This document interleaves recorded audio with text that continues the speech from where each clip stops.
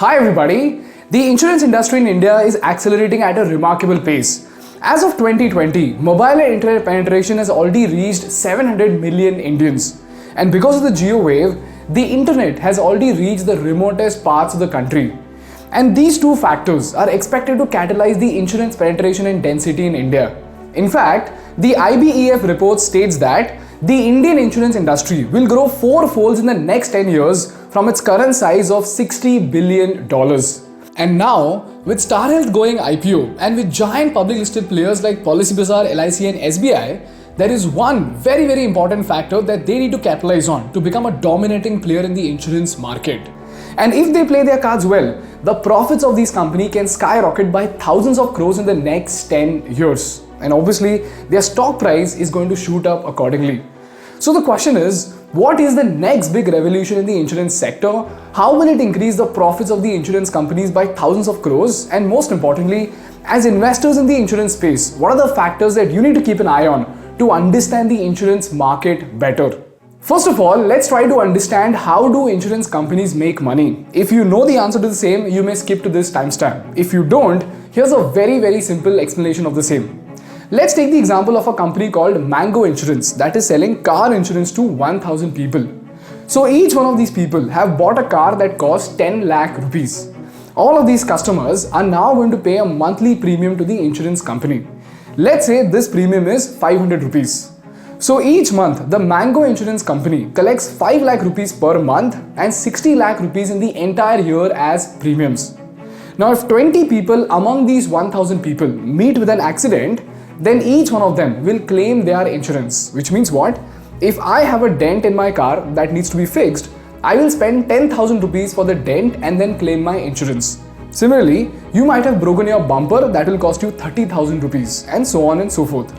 So on an average, let's say 20 people claim an insurance of 20,000 rupees each. Then what happens? The insurance company pays these people 4 lakh rupees in total in order to fix their damages. This way, even if I, the consumer, have only paid 6,000 rupees in premium, I am still able to fix my repair that is worth 20,000 rupees. And at the same time, the insurance company has collected 60 lakh rupees for the entire year, but they had to spend only 4 lakh rupees in reimbursing the repairs of its customers. And at the end of the year, the insurance company has 56 lakh rupees to pay its employees and generate a profit. This is how an insurance company works. Now, if you look closely, the reason why the insurance company is able to make profit is because out of that 1000 people, only 20 people met with an accident. But if the same number shoots up to 200 with an average claim of 20,000 rupees, then it will cost the company 40 lakh rupees, which leaves them with only 20 lakhs to pay the employees and generate a profit. Therefore, the insurance company tries to minimize the number of claims so that it can generate maximum profits. Now the question over here is, how does the insurance company do it? Well, this is where the terms and conditions come in. The insurance company will put a condition that if the person driving the car does not have a license, then your claim will be rejected. If the vehicle gets damaged because you flouted the traffic rules, like you met with an accident while breaking the signal, then your claim will be rejected. If you claim damages that occurred before the claim, then again your claim will be rejected. This is the reason why they appoint an officer called the surveyor who comes to inspect whether your claim is real or it's fake. Now until now everything is great, but the problem begins when the insurance companies start including clauses that destroy the very purpose of the insurance. For example, in health insurance, if you meet with an accident, the insurance company will cover hospital expenses, but they will not cover medicine expenses. So by default, the patient ends up spending a lot of money in spite of having insurance. In car insurance, they will include a clause that windshield damage is not covered in spite of it being the most obvious part to break. And last and most importantly, the procedure to claim insurance becomes so tedious that the customer himself gives up. For example, and this is a real incident that happened, when Kerala floods happened, a lot of shopkeepers lost their entire shop in floods. All their inventory was damaged, all their furniture was gone, and even the documents got washed away. But when the shopkeeper claimed insurance from a PSU insurance company, they said they needed documents and proof of damage. Now do you realize, if your insurance is covering a flood scenario, it is obvious that the documents will be very difficult to get. And when a surveyor can see that the damage has happened, when the insurance company has a bank account and the shop address synced with the owner's name, and yet if they need documents, do you see, it's by default a process that makes it so tedious that the shopkeeper might just give up. Whereas, you know what a private company did? They actually deployed a drone to check the location of the stores that were damaged. They could see that the condition was bad, so they quickly got the shopkeeper to WhatsApp them the video of the damaged shop, and immediately the claim was processed. Now, do you realize how big a deal this is? For a grocery store owner, it's his bread and butter, and only when his business is up and running can he actually start feeding his family. So every single day, lost in formalities is costing him money. And during this time, even if the insurance company gives just 70% of the claim, even then, it's a very, very big deal for a small store owner. Similarly, and you must have witnessed this already, that in the race of filtering through the fake claims, the insurance company cause a lot of problem even to the genuine customers. And at the same time, from a business standpoint, if the insurance companies have to survive and make money, they have to eliminate as many claims as possible. This is the biggest reason why the relationship between the customers and the insurance company has always been bad. And every time a salesman comes to sell you insurance, people perceive them as looters and not as well-wishers willing to secure your future. So, the golden question is, what is the solution to this problem and how can we create a win-win scenario for both the insurance companies and the customers, such that the customers get the security that they pay for and the insurance companies can generate the profits that they deserve? The answer to this question comes from two Harvard professors who go by the name Michael Porter and Mark Kramer, and they term this concept as the shared value model. To tell you about it, if you look at the fundamental motive of insurance companies and the customers, both of them have one goal in common, and that is the safety of the customers. For example, if the customer meets with less accidents, he'll be happy. And if many people do not meet with accidents, there'll be very less claims, so the insurance company will be able to make more money.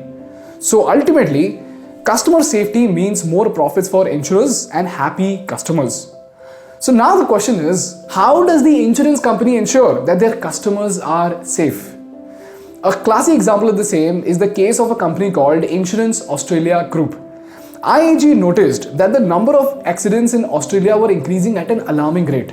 And because of too many accidents, they were not as profitable as their projections. Now, most companies would simply increase their claim amount, or they would try to eliminate the claims by denying the payment to the customers who claim insurance after being hospitalized. But you know what, guys? The IAG extensively invested into its research center to understand why do so many accidents happen in Australia. So between 2002 to 2007, the research center delivered something called the 101 Accident Black Spots program in New South Wales. And they identified the worst intersections for collision. And after that, they started to spread awareness, which pushed the government to install traffic lights at the #1 black spot in Miranda in 2002. And guess what? Within no time, the number of collisions dropped by 80%. And their research also drove safety improvements to an entrance ramp at Silver Water, which eventually reduced the number of collisions at the black spot by 300 collisions a year, and ultimately saving an estimated $600,000 per year in claim costs since 2005. Another example is the Redwoods Group in the United States that invested $3 million a year in consulting services that reduced drowning deaths. And the company ended up saving $6 million in insurance claims per year. This is how the insurance companies can use the concept of shared value model for the well-being of the customers and at the same time increase their profits. Now the question is, as investors in the Indian stock market, how is it relevant to us in the Indian market? Well, this is where, ladies and gentlemen, the evolution of technology in India comes in. We are now looking at the rise of the first generation cars that are connected to the internet. We are now seeing the rise of wearable gadgets. And lastly, with data revolution at its peak, insurance companies have the golden opportunity to mitigate risk for their customers. For example, using car tech, data can be collected about every little aspect of the user, like the driving speed, the frequency of expressway drives, the accident hotspots, and even the driving tendency of the customer. And based on these parameters, the insurance companies can do three things. Number one, the risk profile will automatically calculate the ideal premium value for the user. Number two, the accident hotspots could be spotted and the respective government bodies could be informed to fix the accident spots. And lastly, the safety of the user can be incentivized. For example, if the driver regularly does servicing on time, the insurance companies can give them a discount on their premium cost. If they don't exceed the 90 km/h mark while speeding, they could get a discount, and so on and so forth. In fact, because of this data advantage, even Tesla is now getting into insurance service. And merely because of data, Tesla now has the potential to generate $1 billion in pure profits. Similarly, health insurance companies can incentivize exercising. They can give out discounts on organic food products and give free gym memberships to its customers. The best part is that even if the insurance penetration is low as of now in India, the people who have a wearable gadget or car tech are by default high ticket customers, because of which, even with the limited scope that we have, the insurance companies have a huge scope to increase their profits and save hundreds of crores in claim costs. Furthermore, with mobile and internet penetration, with the rise of payment gateways like PhonePe and Paytm, both customer onboarding and data collection is becoming extremely easy. This is how, using the concept of shared value, using the foundation of mobile and internet penetration, and lastly, by using data analytics, insurance companies can increase their profits by thousands of crores in the next 5 to 10 years using the shared value model. And this brings me to the most important part of the episode, and that is, as investors into the fintech and insurance space, what are the factors that we need to keep an eye on to understand the insurance space better? Meanwhile, if you want to strategically invest into insurance and banking firms, you can use the Small Case app to do so. Small Case is a wonderful app that creates a basket of stocks to help you make the best investments in any market conditions. In this case, the most relevant small cases are the insurance tracker small case and the banking tracker small case. The best part about small case is that the small case manager himself rebalances the stocks so that you can get the best returns in any market conditions. And with the rise of the new variant of COVID, the market is expected to shake up. This is when this kind of expertise comes in very, very handy. And also, if you don't want to make investments, you can use their news section and free blog posts to get the best and latest market insights. So if you want to make the most strategic investments into the stock market, regardless of the market conditions, download the Small Case app from the link in the description. Moving on to the lessons, there are 3 pointers that we need to keep an eye on to understand the evolution of insurance sector in India. Lesson number 1, there is a dire need to change the relationship between the insurance companies and the customers. And the company that uses the shared value model will by default go on to disrupt the insurance space in India. Number 2, keep an eye on how Policy Bazaar evolves into a next-gen insurance company. And when any company like Star Health goes IPO, your job is to find out how are they going to use the public money in order to capitalize on the future of the insurance market, or how unconventional companies like Tesla can become strong contenders in the insurance space using their data power. And the way I see it, considering the fintech wave in India, we could see the rise of an unexpected fintech company that could disrupt the insurance industry of India. And lastly, with mobile and internet penetration reaching new levels, the same ease of claim processing needs to be executed at the bottom of the pyramid, like the grocery store in Kerala floods. And the companies, no matter how big they are, if they don't leverage technology to optimize the painful process of insurance and learn to establish trust with the customers, they will go out of business within no time. And at the same time, the companies like IAG and Redwood will be able to drastically increase their profits with the advantage of using the shared value model. That's all from my side for today, guys. If you learned something valuable, please make sure to hit the like button in order to make YouTube Baba happy. And for more such insightful business and political case studies, please subscribe to our channel. Thank you so much for watching. I will see you in the next one. Bye bye.